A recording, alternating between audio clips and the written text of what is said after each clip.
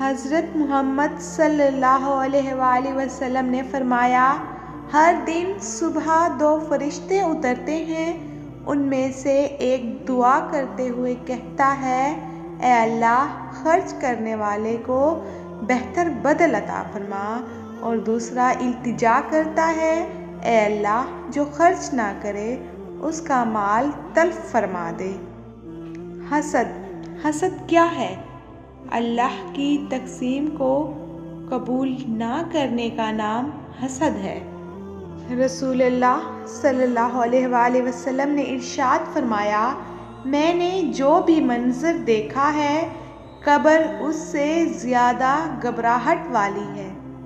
راستہ ایک ہی تھا، حضرت موسیٰ علیہ السلام گزر گئے اور فرعون ڈوب گیا، یعنی یقین راستے پر نہیں بلکہ اللہ پر کرو، اللہ تمہیں کبھی بھی ڈوبنے نہیں دے گا۔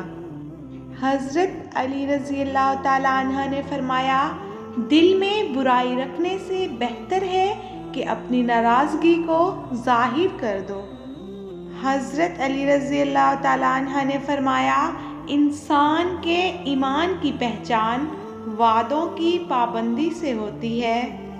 شیخ سعدی رحمۃ اللہ علیہ فرماتے تھے، میں آج تک اپنی خاموشی پر کبھی نہیں پچھتایا، جب بھی پچھتایا ہوں میں صرف اپنے بولنے پر ہی پچھتایا ہوں۔ حضرت علی رضی اللہ تعالیٰ عنہ نے فرمایا، مردوں کی عقل کو شراب بھی اتنا خراب نہیں کرتی جتنا کہ لالچ کرتی ہے۔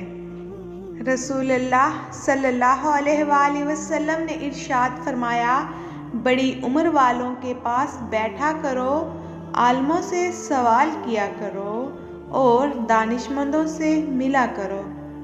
عروج میں اگر نظریں نیچی اور لہجہ نرم ہو تو زوال میں تکلیف بہت کم ہوتی ہے۔ اختلافات پر ہمیشہ صبر کرنا اور دوسروں کو برداشت کرنا ہی تو اخلاق ہے۔ دنیا کی سب سے بڑی چیز، ایک مرتبہ ایک چڑیا رزق کی تلاش میں لمبا سفر کر کے واپس گھونسلے میں پہنچی۔ بچوں نے کہا، ماں تم نے اتنا لمبا سفر کیا، ہمیں بتاؤ آسمان کتنا بڑا ہے؟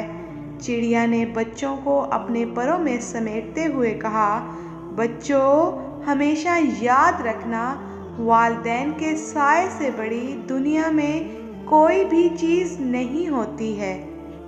یہ وہ جھاڑی جس پر اللہ کی تجلی ہوئی، حضرت موسیٰ علیہ السلام نے اللہ سے کلام کیا، آج تک قائم ہے۔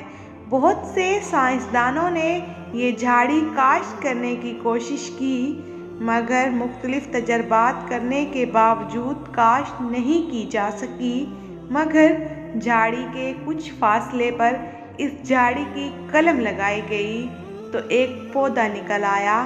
سائنسدانوں نے اسے معجزہ قرار دیا ہے۔